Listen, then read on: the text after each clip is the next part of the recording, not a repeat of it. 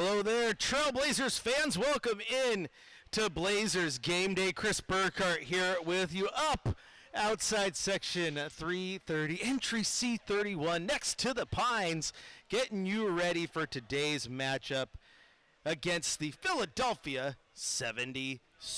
If you want to join in on the conversation, you can hit me up on social at Chris J. Burkhardt. You can also go over to youtube.com, type in Rip City Radio 620, and our YouTube page will pop up right there where we are live right now. But before we start talking Blazers Sixers, we got some other things to get to. Of course, Coach's Corner will be coming up in about 15 minutes. We'll hear from Coach Billups, who makes his return back to the sideline. He did miss the previous two games.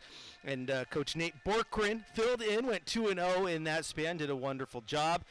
Nice to have Coach Billups back tonight. Again, our condolences are with him. And after the passing of his grandmother, never a great situation to have to leave the team. Family comes first. So hopefully he got a minute to pay his respects and spend some time with family, get right, and then come back to his Blazer family. And he's ready to get back to it tonight. So we'll hear from him here in about 10 minutes. Still have keys to the game and a Coors Cold Hard Fact coming up later. But again, before all that, let's just get to what happened just a few nights ago here inside Moda Center, where the Luka-less Dallas Mavericks came to town, and the Blazers, they still had to have an A-plus game. This is something we talked about in the pregame show, right? Yes, they didn't have Luka, but they still had Kyrie, and they still had Clay, and Daniel Gafford, and Spencer Dinwiddie, and it's a bunch of really good players. And it's easy to say, oh, well, they weren't full strength, so, blah, blah, blah. But guess what? Memphis wasn't full strength when they beat you by 45 points earlier in the season. And Utah wasn't at full strength just a few weeks ago when they came to town and beat you by 40 either. So a team not being at full strength is not just a give-me recipe for a win. The Blazers still had to take care of business, still had to play an A-plus game. I mean, the Dallas Mavericks team, even after that loss, is a team now that sits at 20-12, has playoff aspirations, despite Luka being out for the next month with that calf strain, right?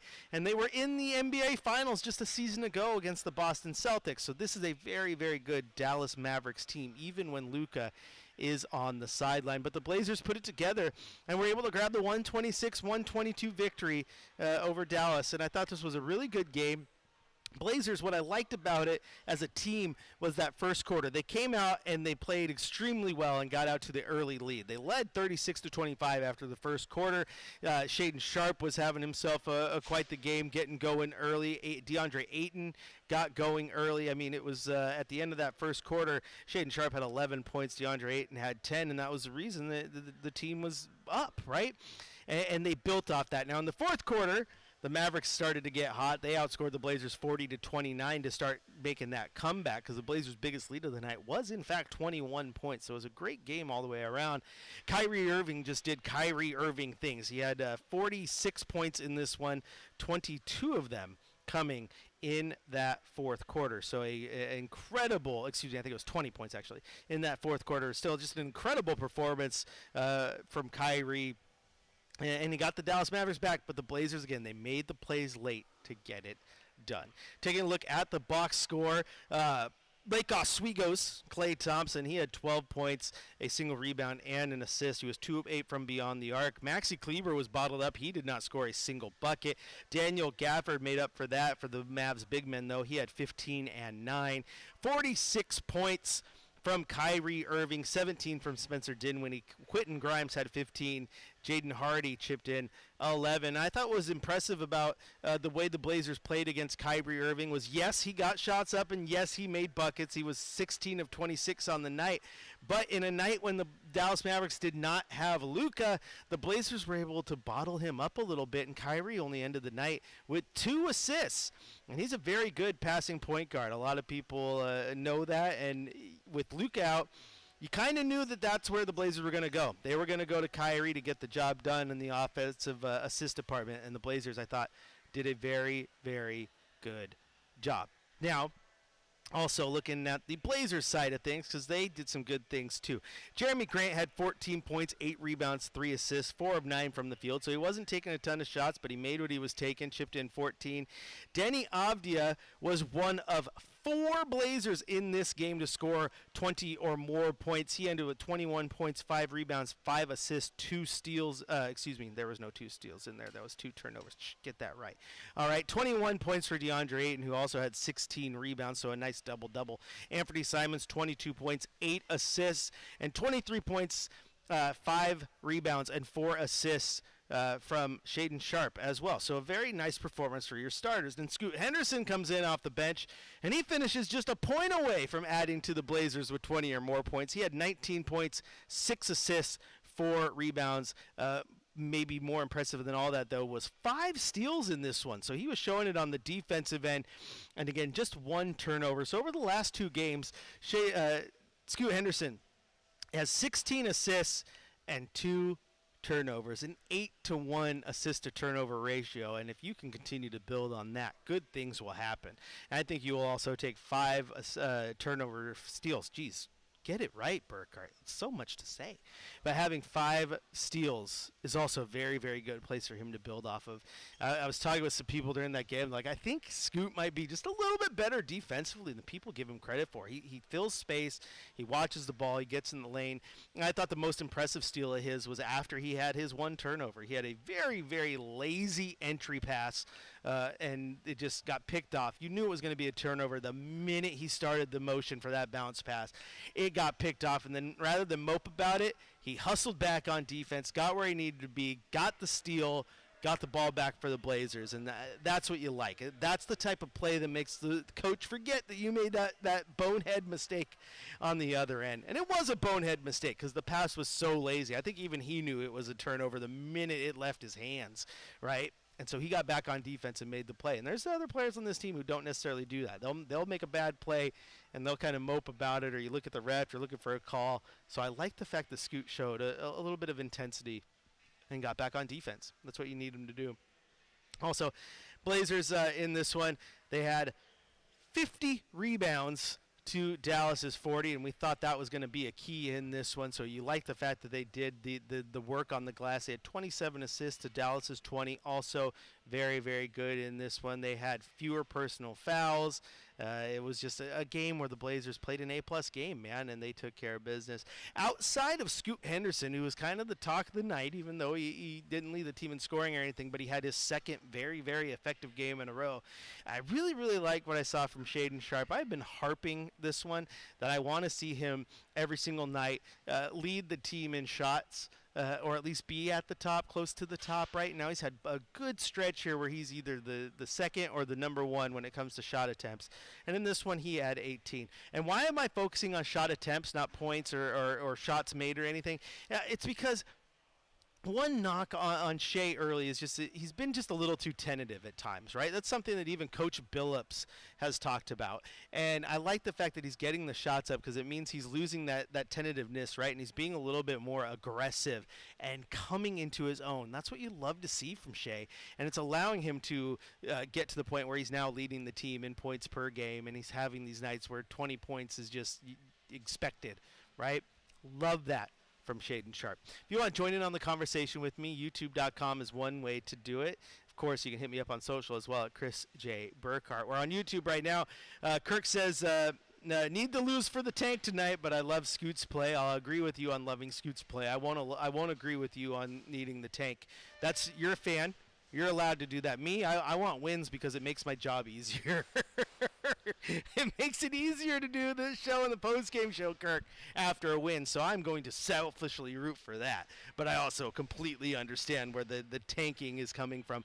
Blazers currently have a very good shot when it comes to getting into that top pick. They're at 11-20, and things will start to sort themselves out tonight. Again, they take on the 76ers. Still waiting to hear if Joel Embiid is a full go or not, but we'll get you updated as we go through it. But again, Shaedon Sharpe being aggressive, I love. Also, Kirk says he loves the rotations from Coach Nate. Yeah, they were good. There were some interesting ones, and we'll talk about them here when we get back on the show. But we've got to take a break right now, get out on time, because when we come back, it'll be time for the Coach's Corner. We'll head down to the press row, hear what Coach Billups has to say ahead of this game against the 76ers. This is Blazers Game Day presented by Coors Light on your home of the Blazers, Rip City Radio 620.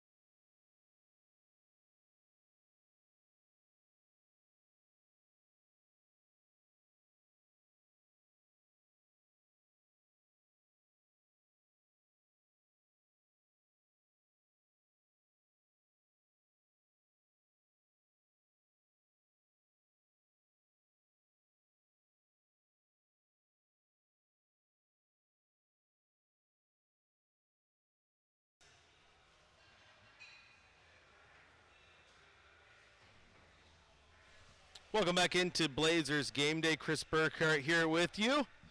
We are just waiting on Coach Billups to step up to the podium. As soon as he does, super producer Michael Shacker will turn the audio up. I'll stop talking and you'll hear what he has to say ahead of this game against the 76ers. This is Chris Burkhardt, though. You can follow me on social at Chris J. Burkhardt. You can join the conversation over on YouTube.com. Type in YouTube, Rip City Radio 620. Will pop right up. That Kirk says, not negative, but Chad's music choice and and Fart Talk was my favorite. Well, if you came for Fart Talk, Kirk, you came to the wrong place. I'm leaving that to Chad, okay? Also, when it comes to music, you can't praise Chad too much. That was Shacker. He's on top of the music. He knows what's up. He plays to his audience, though. That's why you hear more metal on this show. He plays it for me. Also, shout out to my wife who says she just followed me on social media. She must be sick of me saying, hey, follow me at Chris J. Burkhardt. Anyway, here's Coach Billups. How you doing? You all right? Yeah, I'm good, man. I'm good. I appreciate that. Everything's good. Everything went good. It was a tough little time, but it was, good as it could go. You know how that goes. Do you have any thoughts on how things went here while you were on? Man, I was so happy. Like, it was, man, it was, it was obviously weird watching it on TV, but it was also good, though, to see our guys. They just really came together. I thought they played well both nights. Obviously not perfect, but, man, like, all the things just kind of made me proud watching, because all the things that we talk about, how we want to play on both sides of the ball. We had some really good stretches during those games. I was so proud of Scoot, I thought that was huge for him to make the shot, in the game, and he just played an incredible game, the Utah game, and then I was just, so many guys played well. Shaden, I thought, was really good in both games. Denny was amazing both nights, both games. I thought DA's energy was infectious, on both sides. And playing off the ball was good. It was just so many things went well, I'm happy that we were able to come out with the win, to even feel even better about it, because there's a lot of times that we play well and still don't win the game, due to inexperience late or whatever it is. So it was just awesome. It was awesome for me to kind of be away and watch it. I was proud of our guys. Do you know the status tonight, Coach, for the guys who are questionable? So Delano is out. Jeremy's out. Rob is in. Tumani. Two is in. Back to the original starting lineup then with two, or is Denny? Yeah, two will be back, but obviously Denny for Jeremy. Oh, right, sorry. Mm-hmm. Yeah. Former point guard, what most stands out to you about Tyrese Maxey's progression just throughout his NBA career so far?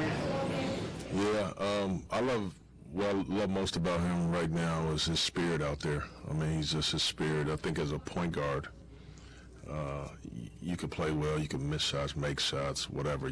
All the things will happen. You got a ball in your hands. But I just think when your spirit is high all the time, people will get behind you.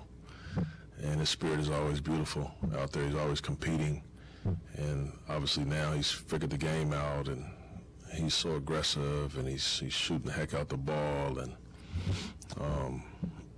he's playing at a really high level. I mean, he's one of the best in the league that we have, obviously an all-star. But his spirit is the one thing that stands out to me. And it's the reason why he's probably everybody's favorite teammate, I think that's a really big thing for point guards. Tracy, kind of a general question. Why do you think that box-out rates just around the league, rebounding is so much lower than it has been over the last couple of years? I think, by and large, I know we see it, but it's instinctual. I really do. I'm on my guys all the time. When a shot goes up, the first thing we do is, look at the ball.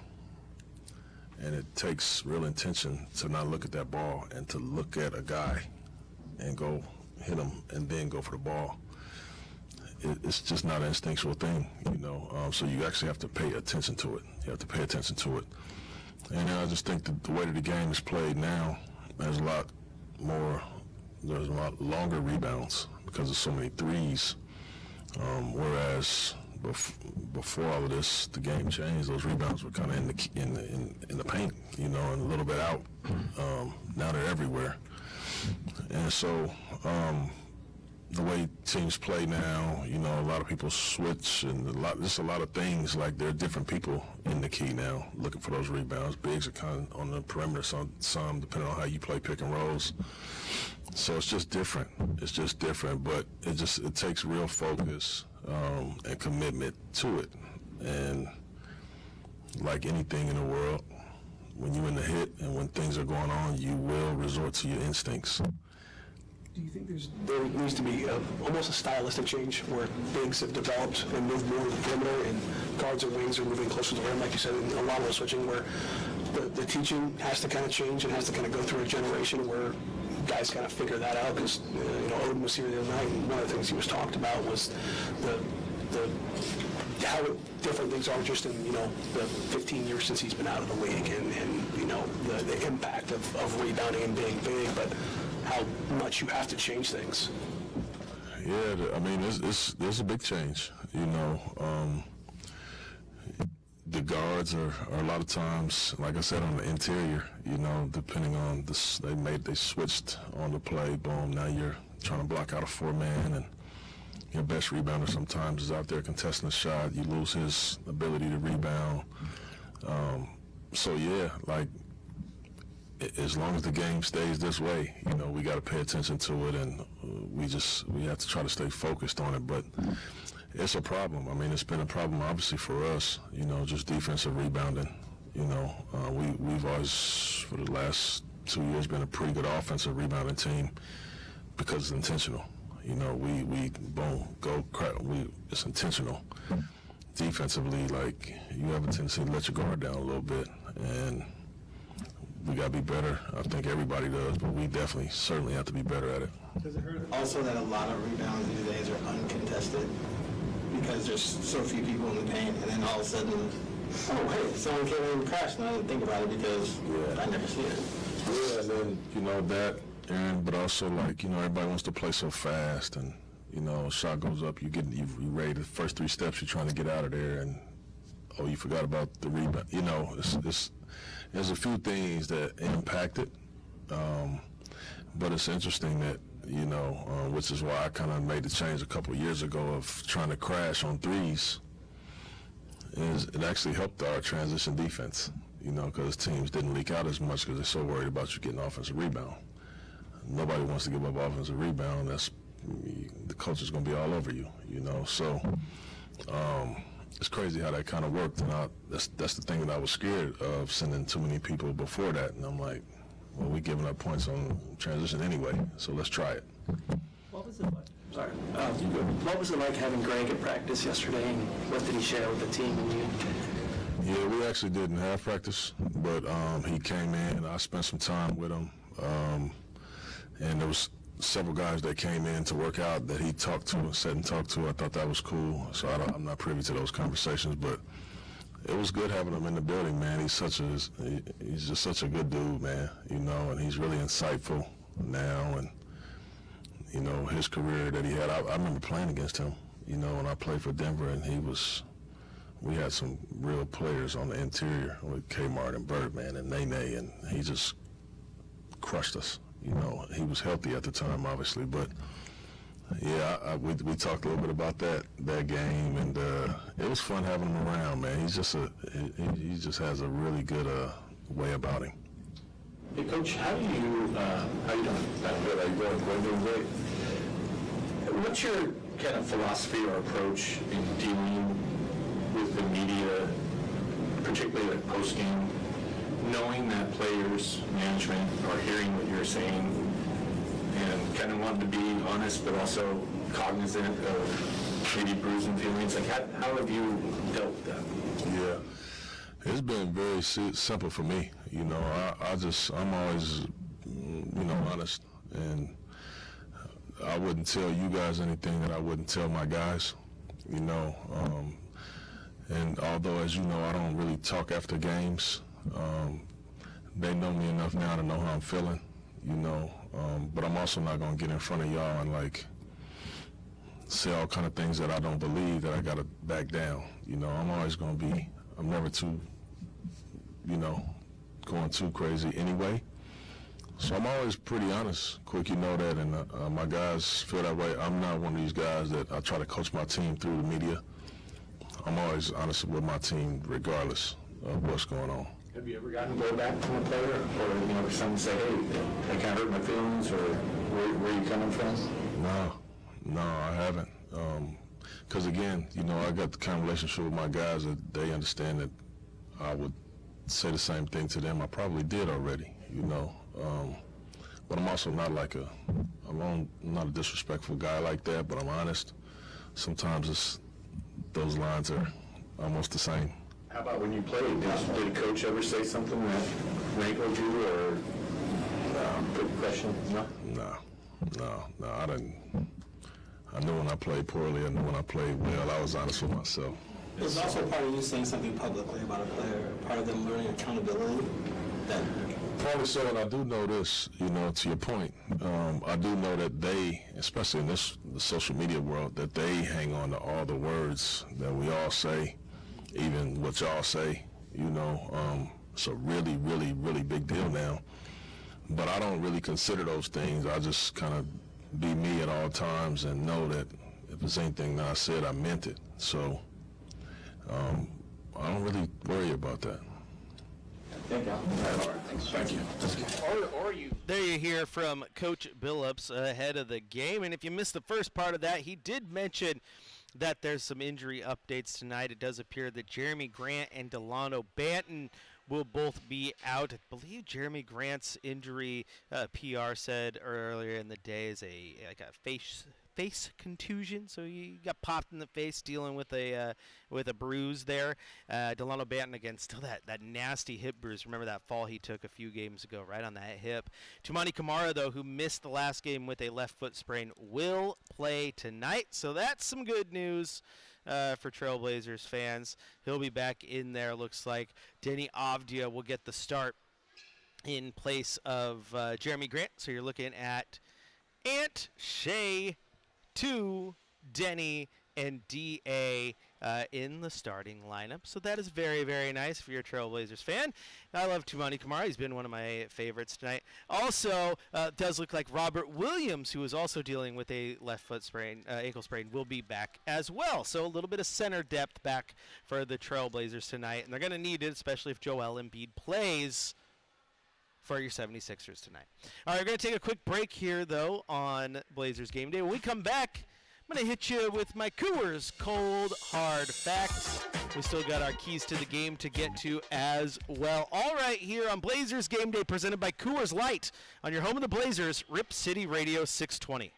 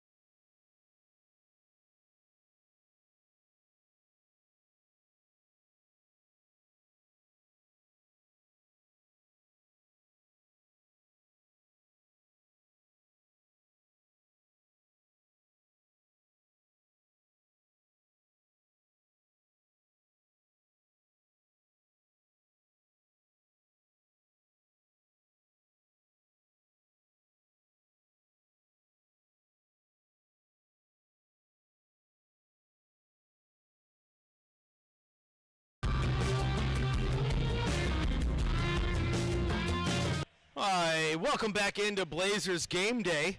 Chris Burkhardt here with you, getting you ready for Blazers versus 76ers. Carl on YouTube asks the hard-hitting question, is this better than Locked On Blazers? I will not say yes or no. That's subjective. That's up to you. But I will say Mike Richmond is he's the boss, dude. He knows what he's doing.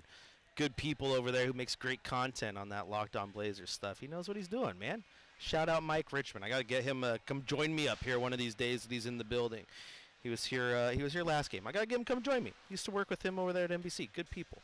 But it is now time for my Coors Cold Hard Fact. And fact might be a stretch. Maybe this is just a hunch, okay? But I do feel like we may have hit the point where Scoot has turned the corner. The last few weeks, he's really started to play better. Right now he's been playing behind Ant and he's been doing his thing, but he's just been looking just so much more in control of what's going on around him, and just as if the moments aren't too big for him, right? And I like that, and it's easy to say that. I feel like after he goes out and he hits a game winner, and he has a second game in a row against Dallas where he plays well, but it's not just the moments and those points within the game. It's just a fact throughout the game. He's just looking so much more in control of himself and aware of what's going on. As I was talking with Chad earlier, like that game winner against Utah isn't being talked about enough for how he took that shot, right? Because we've seen a lot throughout the year where he goes in and he goes to the rim and he jumps too early and then he gets lost in no man's land in the air and he's debating whether or not to pass the ball out or take the shot, and the shot gets blocked, or he throws it out, it's a turnover, and it just felt wasted, right? But that drive against Utah, he drives in, he goes up to get that shot up. Walker Kessler's right there, and rather than being stuck in no man's land without thinking of what his exit strategies were, he stops, he pivots, turns around, creates space for that turnaround jumper, throws it up, hits the bucket. And I think that is incredible for him. I think that's a step in the right direction and shows his maturation, that he is starting to become the player that he knows he can be. Also, I think he is a player that is full of confidence, right? Full of confidence. You could tell that with the way that he spoke at the draft. You could tell that the way he spoke to the media in his first availability with Blazers media, and you can just tell in general. But I think sometimes if the coach is not displaying that same amount of confidence in you, it can be hard to get that to come out. And I think over the last few weeks, not just the last two games, it's easy to say Burkhardt was the only reason why, but over the last few weeks, I think Chauncey has started to show some confidence in him, and I think in those last two games, Coach Nate especially showed some confidence in him, and it allowed the real Scoot to show. I mean, he hits that game winner, and the tongue is out, and he's celebrating. Like, that was a moment where it almost felt like the monkey was lifted off his back, right? And then you go out there in Dallas, and you could have easily folded and had a terrible game, but he had another good game, right? 19 points, 6 assists. Like, that is great to see. And as I mentioned before, the biggest thing with him, the scoring, I think, will come. And there might be nights where he doesn't fill up that spot of the box score. Maybe he's only getting 12 points. Maybe he's only getting 14 points. It's not always a 20-point night. But you need him to go out there and get those assists, right?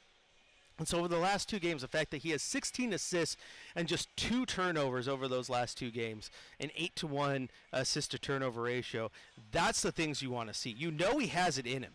You know he has it in him, and I like to see that. So that is my Coors Cold Hard Hunch, as Rachel says it. Edward chimes in on the YouTube chat, says, go Sixers. Okay, hey, you know what, Edward? I will take the view, thank you. And you're well within your right to say go Sixers. I enjoy that I got another fan base in here, not just Blazer fans. So appreciate you chiming in there, Edward. And it should be a fun game. For a Blazer fan, let me tell you what, Edward. One thing I hope, and I'm waiting to see, we'll go check some injury updates. You know, Joel Embiid may not play. Really hope he gets to play tonight just to see Donovan Clingan against him, right? Joel Embiid is a force, an absolute force. But every time the Blazers have got a chance to see Donovan Clingan against Wemby, chance to see Donovan Donovan Clingan against Nikola Jokic. A chance to see what that rook can do against some of the best. It's always really fun, especially for a team like this that's rebuilding and moving forward, man. So I like that. That's really cool. So I'm excited to see that. Also, selfishly, Edward, as a Blazer fan, would attest, or as a guy over here who's hosting Blazer shows for the team, like, we get one chance a year to see the 76ers roll into town. That's one chance a year to see Joel Embiid over here being a West Coast Conference team, or Western Conference team. I love the fact that I get a chance to see Joel Embiid and Tyrese Maxey and co, man. Should be fun times. Should be fun times. So thanks for the sub, Edward. I appreciate you. You're always welcome in. Get all your other 76ers fans in here for the 2 times a year that we get to play you. But yeah, I'm excited to see how Donovan Clingan takes on the Joel Embiid challenge, because that is a challenge no matter who you are. Absolutely. And it's just fun to see where the rookie excels or where he struggles, and how he takes on that challenge. It's absolutely phenomenal and fun to see. If you want to join the conversation, Chris J. Burkhardt is the name on social. Hit me up there and send me your tweets and posts on whatever app you're using. We'll get to them. And, of course, you go to youtube.com, type in Rip City Radio 620, and get in on the chat there as well. I don't know what else we got. I do like the fact that Rachel wants to rebrand the certain segment to a cold hard hunch, because it wasn't necessarily factual. It was more of a gut feeling that I gave out there with how Scoot's been playing, because I just like the fact that the last few games, man, I know I said it a second ago, but just you can see it in his eyes a little bit. Just the focus and the maturation of the slow process of the game slowing down. That's big time for him. Absolutely big time for him. And, I mean, if he can play like that, and then you get the shooting that you're getting from Shea, the defense you're getting from Clingan and Tumani, and then Denny Avdia, who, as our insider Sean Hyken said today, it has been the most impressive Blazer over the last month. Those things are incredible. Incredible. That's all you need to know. Oh, Rick came in with a date that will live forever here in Rip City. That's right, 1977, when the Trailblazers won their one and only NBA championship against who? The Philadelphia 76ers. We're going to take a quick break here, though. When we come back, it's going to be time for our keys to the game. I'm going to tell you what I think the Blazers need to do to get a win over the 76ers. We'll hit you with our keys to the game and continue to break this down and have some fun here. Edward, Rick, you guys are having a good time there, making me laugh. I appreciate you guys. Head on over to YouTube, get in on the conversation with us there. This is Blazers Game Day, presented by Coors Light on your home of the Blazers, Rip City Radio 620.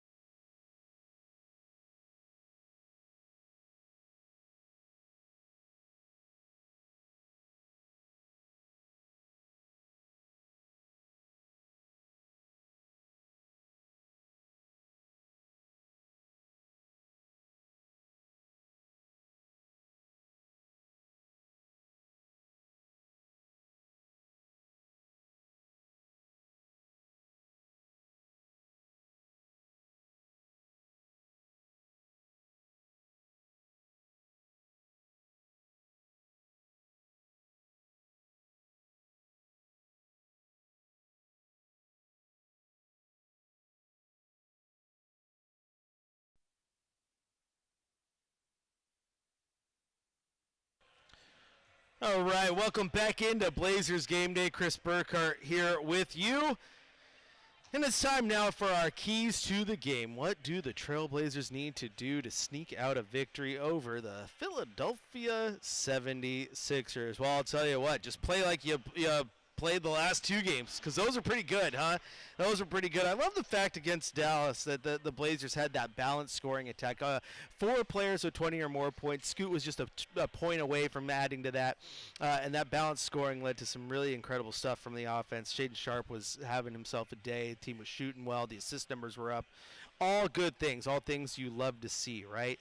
But it's more than just replicating that, because this is a different team than the team that they played just a few nights ago. This is a Philadelphia 76er team that has high hopes, but injuries and lineup changes have kind of thrown them off course a little bit. I mean, they are 12 and 17, but they are so much better than their record. Like, that sounds cliche, right? Oh, this team is so much better than their record, but this team truly is. This is a good Philadelphia team when all things are clicking. A team that's gonna, be in the playoffs. I think when this season's all said and done. I don't think they're throwing that one out the door yet, right? They obviously got Joel Embiid and getting Paul George integrated, and Tyrese Maxey's one of the best around. So it's absolutely phenomenal to see, and you hope that they can go out there and get a win tonight and figure it all out. So what I want them to do is, again, defensively get things taken care of, right? You got to find ways to force Joel Embiid, if he's playing, to get in and maybe make some mistakes. Can you get turnovers? Can you force him into bad shots? Little things like that. Go ahead and sit down, Sam. Go ahead and have a seat. I'm having fans coming into the arena trying to throw me off my game. I can't let Sam do that. But I'm going to set some stuff up while I continue to talk. This is called multitasking live on air, friends. Now, I hope they could do that. Secondarily, the Blazers, I need them to continue to get those assist numbers up. I didn't like, even in that game against Dallas, like, oh, yeah, they had more assists than Dallas, but it still seems to be closer to their average. I want to see them get in those high 20s. Can you get into the 30s, even low 30s, whatever you need to do. Just find a way to get up there and get the assist numbers up. When the assist numbers are flowing, then the Blazers tend to be having better offensive games, and I want to see that from this Blazers team tonight.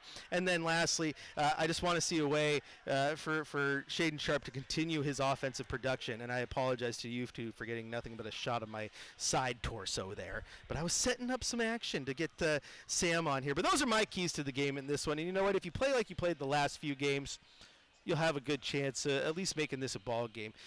No disrespect. Like I said, 12 and 17, Philadelphia's so much better than that. They'll find a way to get it out. Kirk also says, Chris, 49ers trying to shock the world. That's right. They come on, San Francisco. Do me a solid. They need to get out there because, like half the defense ended up sitting the game, didn't they? Also, Jared Goff is facing off against me in my fantasy championship, and I can't have that. I need him to have an absolutely terrible game for my sake. So, Sam, can you hear me? Yeah, I can hear you well. Can I hear you? Try again. Yeah. You're one of these. Can I get you up? Come on. No, I can't hear him. What's going on? Fix the audio, Burkhardt. Know what you're doing. Act like you've been here before. How about now? Can you hear me? That's better. Oh, nice. There we go. Now I got you. So how you doing, Sam? Good. How are you, Chris? I am good. A big game tonight. Hey, I should have had you on when I was making my keys to the game, but you know what? Let's talk about what's been going on the last few games here, man. How hyped have you been? First off, Scoot Henderson. He's been absolutely phenomenal, hasn't he? Yes, absolutely. I saw that game-winning shot. I mean, unbelievable. I mean, watching Scoot Henderson, starting off last year as a rookie, struggling, and now coming into a leadership role, getting the last shot, that's pretty big. Yeah, absolutely, it is, and the assist-to-turnover ratio is coming down. He's controlling the ball a little bit better again. All things you love to see, man, and he's been great. You know who else has been great? Denny Avdia. Holy smokes! I mean, I've been looking at his stat lines the last few games. He's getting good production.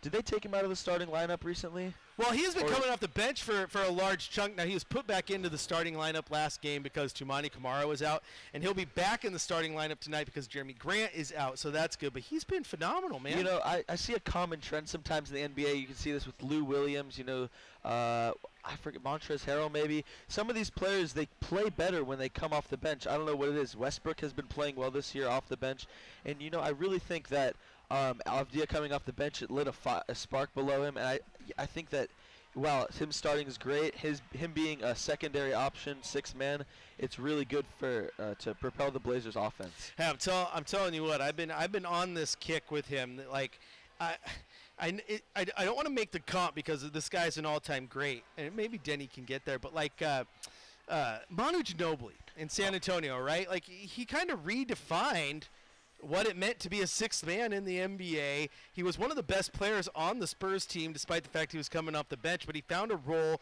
and he fit that role. And right now, like, I really like Denny coming off the bench. Yeah, I like it too. I remember Klingon, last time I was here, started, and while he's a young player, he didn't play a little bit. He didn't play as well as he did when he came off the bench. And I think for a young player like Klingon, or while Denny is experienced, he's still quite young. It's better to put him on the bench and have him start because it really gives him a incentive to play a little bit better, more efficiently, carefully.